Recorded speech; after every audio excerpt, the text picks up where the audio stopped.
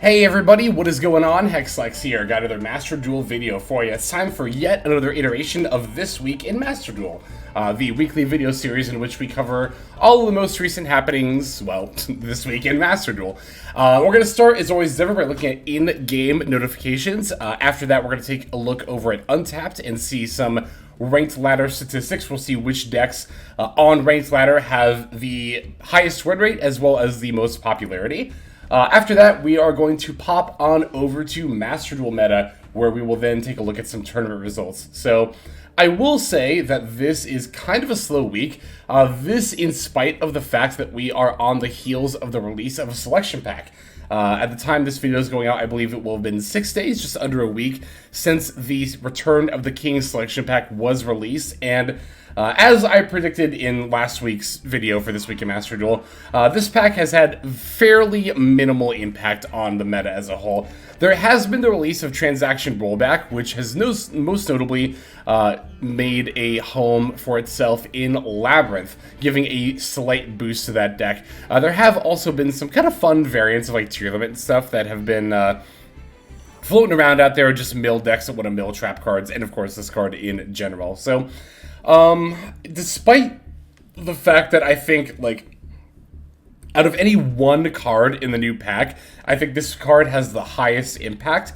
In spite of that, I don't think that Labyrinth really gains a significant meta boost from the introduction of Transaction Rollback. Like, I see people talking about, like, oh yeah, you just have to get this and Ghost Beat Scroll in the graveyard, and then it's so OP, and it's like, I mean, yeah, that's a cool combo, but is that, like, I don't know, is that actually better than what Labyrinth is already doing? I'm inclined to say no, and I don't think centering a deck around a strategy like that is, like, necessarily optimal. I don't think it's, like, necessarily bad, but I don't think it's optimal. So, yeah, I mean, again, and with this being, again, the single card that's probably had the most impact out of this pack, it's pretty safe to say that this pack as a whole has just not really affected the meta that much. I have seen a fair amount of Red/Resonator and Earthbound decks on ladder, and from my experience playing against them, I think that, yeah, they're about the power level I thought they would be, which is like lower rogue, maybe like mid to lower rogue, like higher on the scale of lower rogue, if that makes any sense, but yeah, I don't expect these decks to be, like, very consistently topping tournaments or anything like that. Tessina, even less so. Tessina, I would put on the lower side of probably the lower rogue spectrum there. So, yeah, I don't know. Return of the King, it's like, you know, we gotta have packs like this every now and then, right? If nothing else, to give us a break from having to spend gems to keep up with the meta. Or at least I do, you know, being a content creator and all. But, I mean, I would do that anyway, honestly, even if I wasn't making videos. I already just like having, like in other digital card games I've played, I love having just a lot of the most meta-relevant decks and keeping up with that. So, yeah, there was also the Songstress of Sorrow song, secret pack that came out as well. That's been, I think, very, very helpful. Tier Limit is still very good and a really cool deck. There's a lot of different cool ways that you can build it, and those different builds are honestly all capable of doing well in their own right, even if they might not necessarily be the most optimal. Remember, we don't have to be necessarily playing the most optimal build in order to still have success in, you know, getting to Master 1 and, you know, topping tournaments, which I don't really know what else you want out of a Yu-Gi-Oh deck besides hitting Master 1 and topping tournaments, but anyway. Yeah, we have the 25th anniversary video code campaign. For those who are not aware of this, they are giving out some exclusive accessories. I can actually show you what those are here. I'm currently rocking one of them, the Ecclesia icon, particularly from the Chronicle, like the animated short, right? The 7-minute video that they released about a month ago that was really, really cool. We are able to get Ecclesia from that short as an icon, as well as we also have the accessory, where is it here? Protector. Yeah, the Chronicle is kind of, again, the scene from the short as well as a card sleeve. So the way to get that, if you're interested, if you're wondering what those codes are, honestly at this point they're kind of everywhere, so if you just Google for them you can find them. But if you're wondering, I believe it's YGO, all caps, and then MD25 and DL25 to get the icon and the, it might be YGO 25MD and YGO 25DL.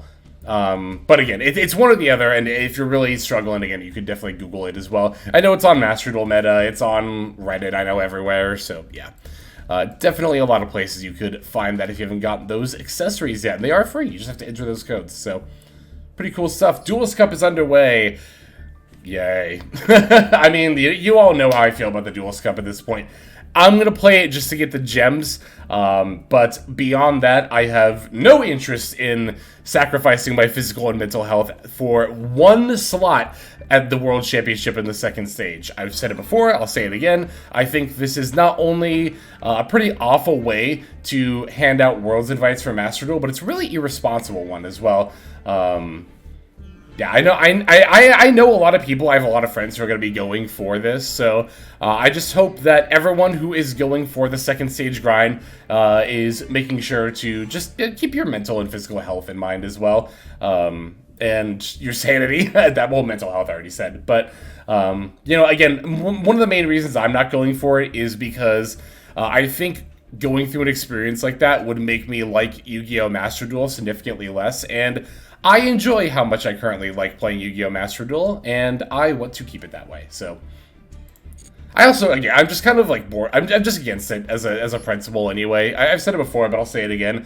Other video games have handed out invites to tournaments like this, and have had to stop doing it because players end up going to the hospital because they're grinding for 72 hours straight, which is not healthy to do for, like, you know, any video game or really any activity ever. And yeah, I just think it's very irresponsible of Konami to proactively encourage that. So I am highly, highly against the Duelist Cup second stage. Alright, they have also announced, I don't think we've talked about this, is it really even worth talking about? The Master Duel Card Protector poll results have been announced. The two winners from the US side are literally the two most predictable ever, DMG, Dark Magician Girl, and DML Star. Who would have guessed? I'm just upset that the Max C sleeve didn't win. And on the OCG side as well, Trapchick Sarah winning over Morphian is just, again, so boring. Like, God. It's like such the expected result. Like, we couldn't have a fun one. But anyway. So yeah, I guess if you're excited about those protectors coming in, you know, that's fine and all. I just think that especially Dark Magician Girl, not only is Dark Magician Girl one of the most boring choices you could pick, they also chose like the most boring art of her, which is like just like the standard Magician's Force art. So it's like great, awesome. Anyway, so that's pretty much all we have going on in clients. Like I said, despite the fact that we are on the heels of a set release, it's been a pretty slow week as far as like updates have gone. So let's pop on over to I want to look at Untapped first. So we're going to look at the ranked ladder meta here using the stats from Untapped. Just like last week, and I think moving forward, we're going to just look at Diamond and Master mostly in order to make sure that we are just filtering out some deck results that aren't quite as relevant, right? So the main thing I'm noticing here in trends of win rate is that we have some other decks that are catching up to Snake Eye here. Snake Eye is still rocking the highest popularity rate by far at 24.8%, has pretty consistently maintained a 55% win rate, but now we see Mathmech and Super Heavy Samurai are actually catching up and are about 55% themselves as well. So I think that this is probably indicative of I guess people just getting more used to the Snake Eye matchup, or maybe people who have kind of had their fill of Snake Eye are going back to decks like Mathmech or Super Heavy Samurai. But one thing that I want to kind of talk about a little bit, because I still see, and we talked about this a little bit before, but I think it's good to circle back on this topic now that we've had more experience with Snake Eye, is the question of, are we in a tier 0 meta? Last time I brought this up, my answer was no, and my answer is still definitely going to be no at this point. I do not believe we are in a tier 0 meta. Now, I do believe that Snake Eye is just far and away probably the best deck you can be playing right now. I wouldn't really argue against that. However, I don't think that it's so oppressive that we can call this a tier 0 format. And I think the fact that we're seeing Mathmech and Super Heavy Samurai catch up in win rate is definitely indicative of that. And even if you look down here in the B column, right, it's stuff like Branded, Keshira, Monadium, Runic, Lab, all this kind of stuff. It's really not that far, but well, mostly Branded and Keshira are really not that far behind either. They're at like 54% win rate. So Yeah, I definitely don't think we're in a tier 0 meta. There are a lot of people who look solely at the popularity percent and use that to determine whether or not we're in a tier 0 meta. But I do think it's also important to know, or to just kind of assess the decks. I mean, win rate is really what I'm getting at here, right? It's important to pay attention to win rate as well. If Snake Eye had, like, this number for popularity and then also, like, 60% win rate, like above everything else, then I might be more inclined to say that, yeah, we're in a tier 0 meta. Because that would be indicative of the fact that Snake Eye is just by far the most powerful thing that you could be, like the most powerful strategy, more so than like other decks, right? And while Snake Eye is very good, and I think pretty notably the best deck, I don't think it has a huge power gap above the next best decks. Whether you see that as like Branded Despia, Mathematic Super Heavy Samurai, or stuff like Cashier and Vanquish Soul, which can kind of more counter the Snake Eye deck. Either way, we're seeing that Snake Eye does not have a significantly higher win rate than those decks. Granted, the more popular a deck is, the more mirror matches there will be, which does actually bring down the win rate a bit. But again, you know, I don't think that that means that, you know, I don't think that means that the win rate of Snake Eye is like artificially lower than it should be or anything. You know, obviously it's just going to play out naturally as the meta progresses anyway. So if this is the natural progression that we are seeing, that Snake Eye is, because this has been the case for a few weeks now, it's pretty consistently been at about a 55% win rate. So yeah, no, I think that, again, while Snake Eye is obviously strong, and I do think it's just the best deck of the format, we're not in a tier 0 meta. And the results here are definitely kind of encouraging that as well. We're seeing just a lot of the same kind of usual suspects here. Branded Bestial, if you're wondering what the difference between Branded Bestial and like Branded Despia is, this is more of like branded blended with other decks. Like, as you can see, tier limits here. I know I've seen like Bestial Synchro kind of counted as Branded Bestial as well, whereas Branded Despia is more like, you know, what you would traditionally expect from like a branded deck, right? So that tripped me up before, so I wanted to make sure that was clear for everyone as well. Stun kind of going down a bit. That's kind of to be expected. Wow, hero at exactly 50% win rate. That's kind of funny. Rescue Ace has kind of gone down a little bit too. I think this was actually above 50% at least a couple of weeks ago. So it's kind of interesting to see that go down as far as it has. Infernoble, I'm mostly looking at like some of the lower win rate decks here that have like a significant popularity rate. Infernoble makes sense to see under 50% for them because, again, I think it just comes down to the deck is great when you can play it optimally. It's just a really, really difficult deck to play optimally. Rescue Ace, I think this is mostly, I don't know, this is kind of interesting to me because I think that the deck is good. Like, I think it should probably have a higher than 50% win rate. I think the main reason that it doesn't is that a lot of people who would be playing Rescue Ace Snake Eye and winning with it are probably just going to be on pure Snake Eye anyway, so maybe that's it.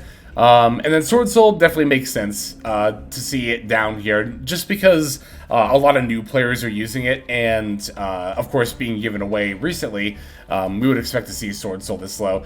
That is actually something that you have to consider as well. Like, it's really easy to see Sword Soul this far down here and being like, oh, Sword Soul is just such a terrible deck.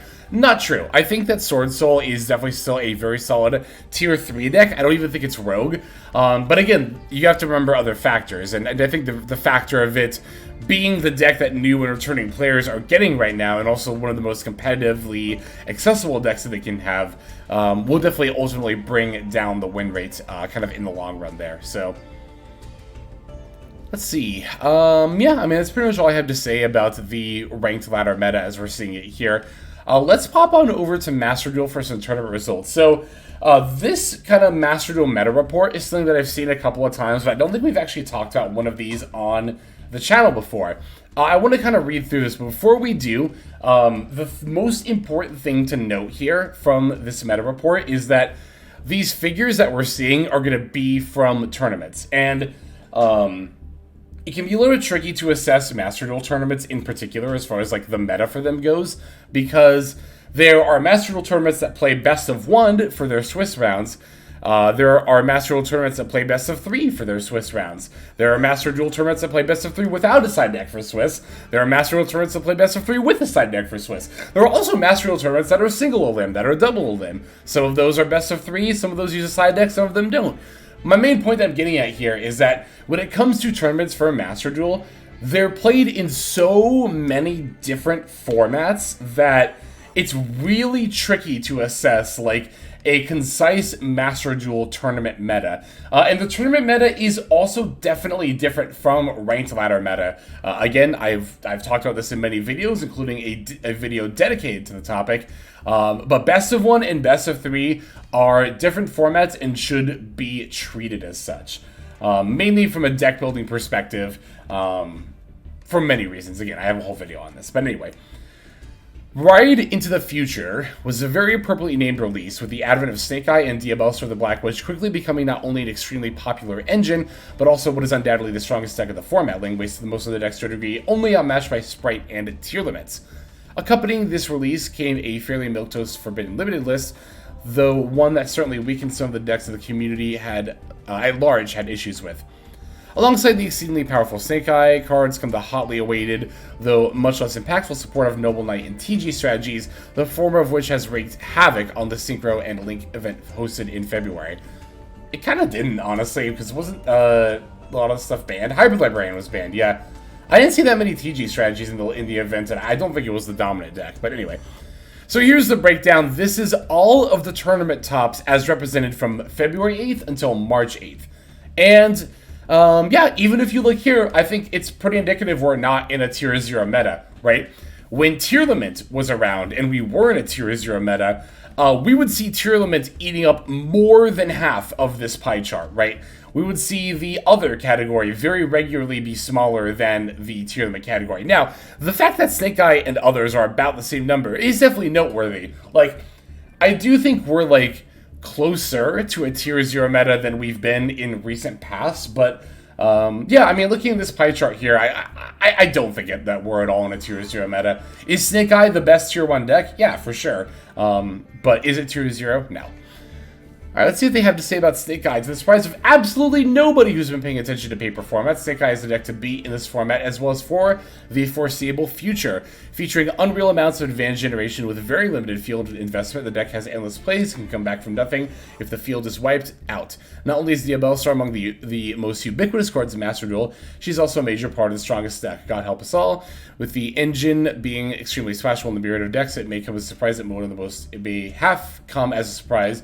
The most powerful ones seem to be pure, though one could rationalize it by pointing out that anything else would bring down the average power of the deck. Yeah, that's, to be fair, I definitely expected, when Snake Eye first released, because I had heard about the Fire King variant and stuff, but I did not expect Pure to be the best variant upon initial release. I thought that the Rescue Ace build was going to be better, but that kind of shows how little I knew about Snake Eye. Although, to be fair, I think a lot of us were in the same boat, right, with Popular releasing in both Master Duel and TCG at pretty much the same time here. So here's just a few of the tournament winning lists from some of the Snake Eyes there. Alright, next up is Despia. Despia is kicked into second place for what must be the 10th time. While the deck is undeniably powerful and competitive, it has a tragic weakness in the Snake Eye matchup. If Mirage is placed into the spell trap zone, the player will be unable to summon a second copy due to the new one applying its, you can only control one restriction. Wow, I actually didn't know that. That's cool. So, yeah, Despia, being in second place definitely makes a lot of sense. And if you look up here, it's not like yeah, 30 and 72, it's about, less than half as many tops as Snake Eye.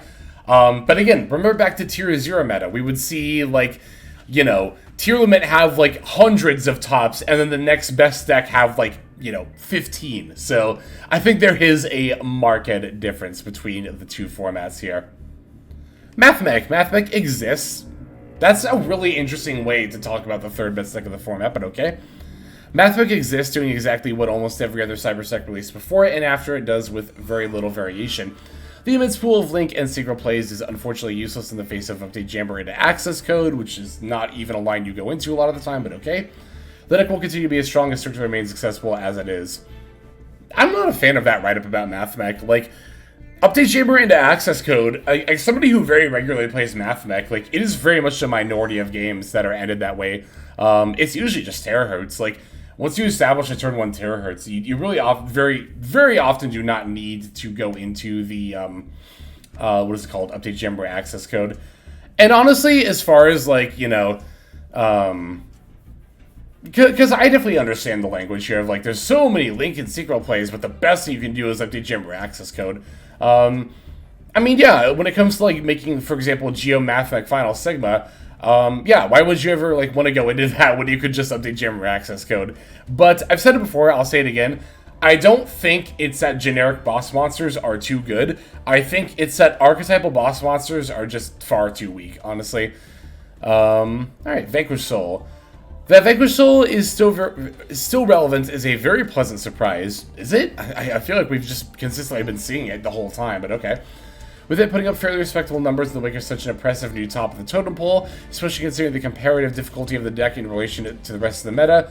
Writers hoping the deck sticks around for a while longer. I mean, we actually kind of nailed the reason why it might be a surprise, and that's the fact that the deck is difficult to play. But to anyone who's been paying attention to, like, the win rates and popularity of decks on Ranked Ladder, it should come to no surprise, no one's surprised that Vanquish Soul is still as good as it is. It probably, again, as the author here touched on, I think the fact that it's difficult to play is the reason why it sees so little play. But it's really well poised against the current meta, able to play Dimension Shifter and or Bestials, which you might be like, Bestials, really? In a Snake Eye meta? Yeah, Bestials are great against Snake Eye.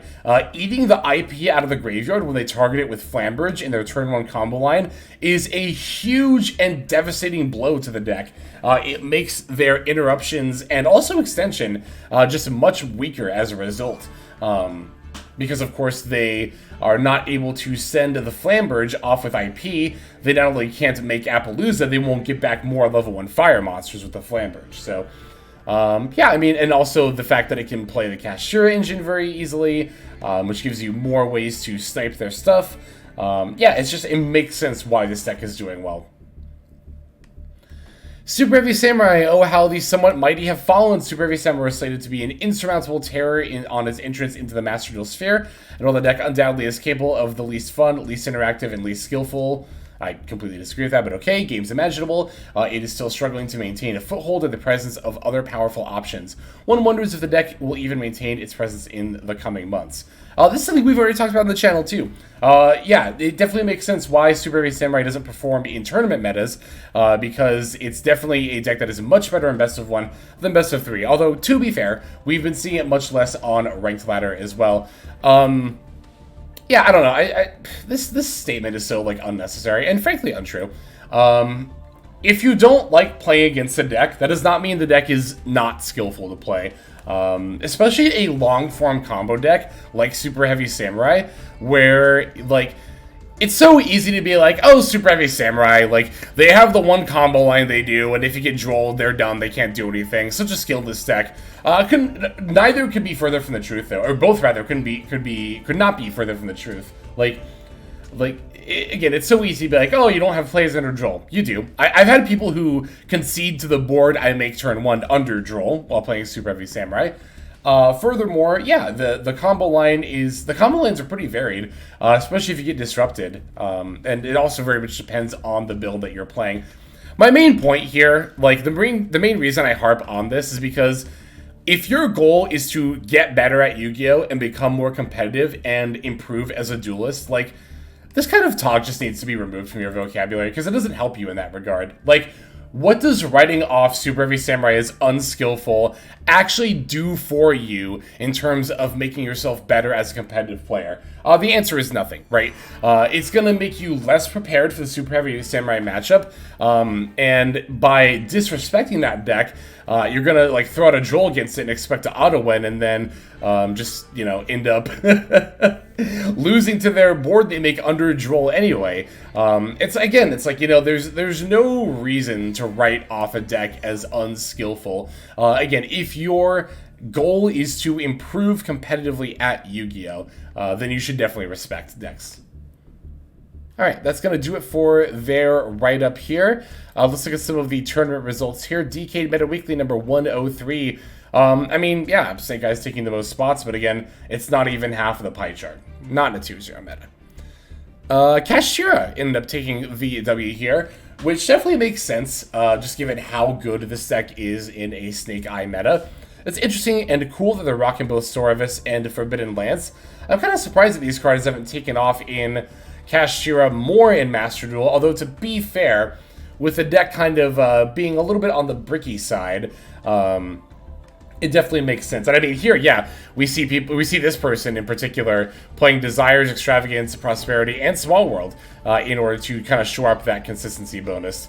Also, like, I played Small World in my last Kashira build. I saw a comment that was saying that this card is trash in Kashira. Highly disagree with that. I don't think it's needed, but it's definitely not trash. And here we have some more evidence of that, as our first place build here is rocking a full playset of it, whereas I was only playing 2. And again, I mean, that's another example of, like, that's actually a prime example. Like, looking at a list, seeing a tech that you disagree with and being like, oh, that's trash. Like, you're immediately just writing it off for no reason. Now, again, I'm not saying that you should consider, like, every single tech or card choice ever and test it out fully for hundreds of games, every single one, but I don't know, think for maybe a minute instead of, like, a second about a tech choice and try to figure out, like, you know, or at least try to, you know, see it from their perspective as to why, you know, a card like this might be good in Kashira or what it could do for the deck. You know what I mean? It's, again, simply writing this off as trash, you're missing out on a build that could potentially win you a tournament here. So, again, just throwing that out there. Got the second place build here being Infernoble Knights. This is, again, something we've talked about before as well, where, just earlier in this video, where Infernoble Knights, yeah, they might not put up a lot of results as far as, like, the amount of decks that are topping or hitting Master 1, but the players who are on this deck and learning it and being dedicated to it are definitely going to be a force to be reckoned with a deck like this one. Alright, here we have in third place tier limit, rocking a full playset of the Revolution Synchron. Also rocking some branded cards. And yeah, so this is one of the reasons, like I touched on in my deck profile with Adventures earlier. One of the main reasons to want to play the Revolution Synchron in tier limit is to be able to go into Ancient Fairy Dragon and then into the Vices Amritera. Because basically, if you have any level 4 monster on the field, could be Fairy Tail Snow, could be Supreme Seamare, Rhino Heart Shiren, Mudora Keldo, whatever. If you have any level 4 on the field and a Rev Synchron in hand, because you can use Rev Synchron as a material in your hand. So you use them to go into Ancient Fairy Dragon, and then Rev Synchron bring itself back as level 1. Sync for 8 for Vices Amritera. Boom, add Perla Rhino. If you're able to use your normal summon, you can just add in the normal summon Rhino Heart. Otherwise, you could special Shiren, and just continue your plays from there. So I think it's a really cool option that's worth exploring. For sure. And I mean, as you can see, again, this, even if it doesn't end up being optimal, definitely still gets results. And because again, there are people who are like, well, if you're not even playing the most optimal build, what are you even doing? I don't know, getting top 4 at a tournament. It's like, anyway. Here we have a Snake Eye list, finally. I say finally because we are only seeing a Snake Eye list now in 4th place here in this tournament. Rocking the Bestials, which, again, makes sense to me. Ghost Spell, also very good in this format, for not only stopping the Flambridge effect, but also a lot of effects that would try to mess with your Flambridge, like Bestials and DD Crow, as well as another good one. Alright, hell yeah. Alright, we got Vanquish Soul Snake Eye here, wow. 60 card list. It's very interesting.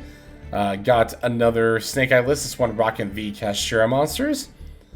Another Infernoble, both on 45 cards, and neither playing the, what is it called? The Bamboo stuff, the Bamboo Sword stuff.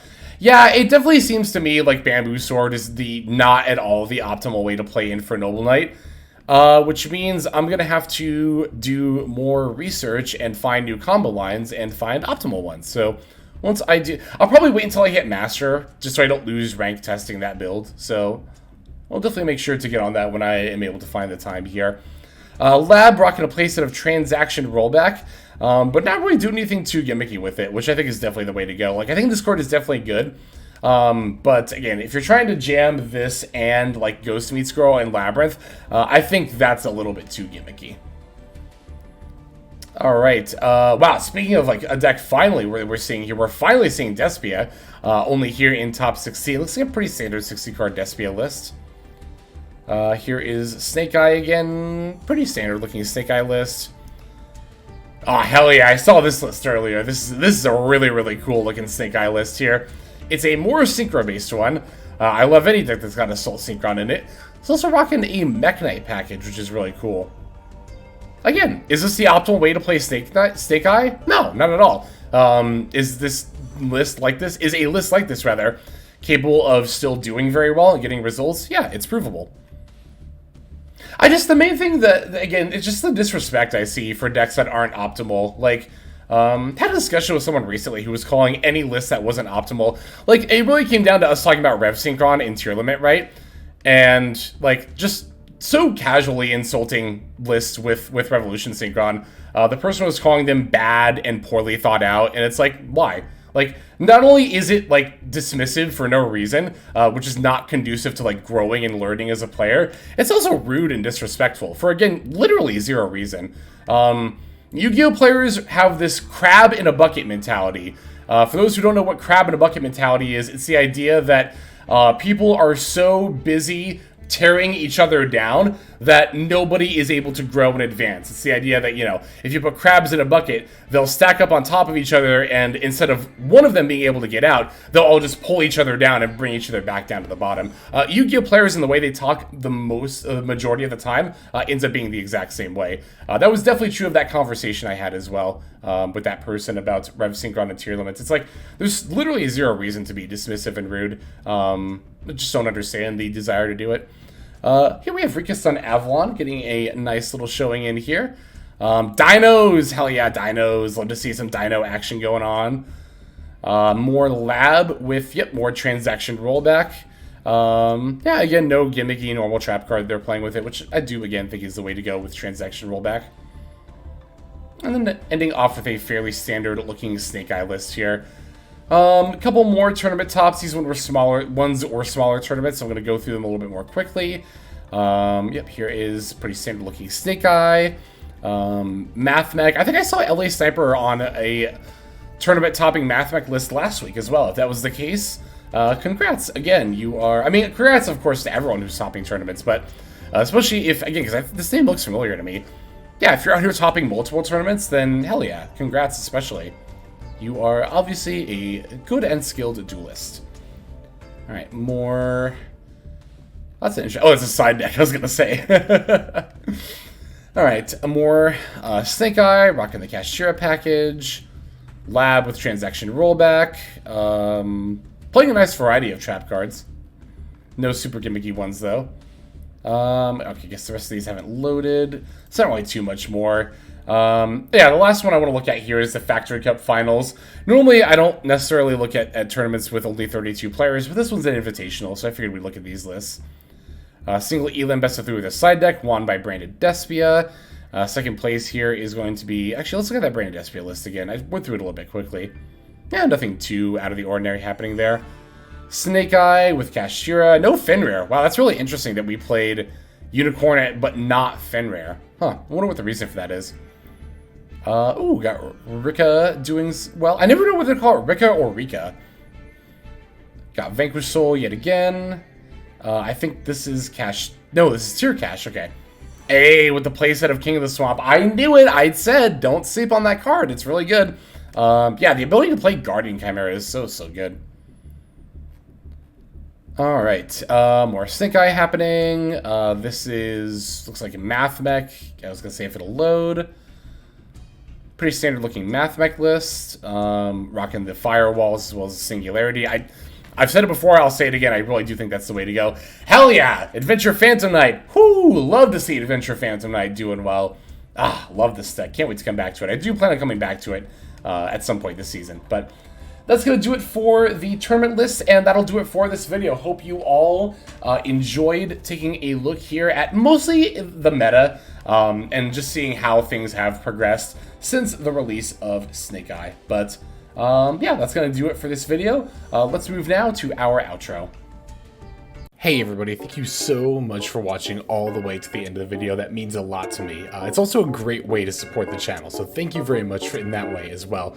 If you're interested in supporting the channel in other ways, like the very special patrons that I am thanking here, you can do so by checking out some of the links in the description. One of those goes to the Patreon, where you can join these fine folk and support the channel that way. I do post daily content over on Patreon, so you do get something for support there. And if you're interested, I also have a coaching tier option as well. Details again will be on Patreon in the link below. Also in the description linked below is my Twitch page where I stream a few times a week. You can go ahead and check that out, follow or subscribe over there if you ever want to catch me live. You'll also find my second YouTube channel if you feel like subscribing over there to watch some of the Twitch VODs as well as some additional non-Yu-Gi-Oh related content that I make over there. Again, any of those links you want to check out is all a great way of supporting. But again, even if you don't do that, just watching was also a fantastic way to support. And once again, I have to thank you so very much. But in any case, this is Hexlex. I'm going to be signing out, and I'm hoping you have a fantastic day.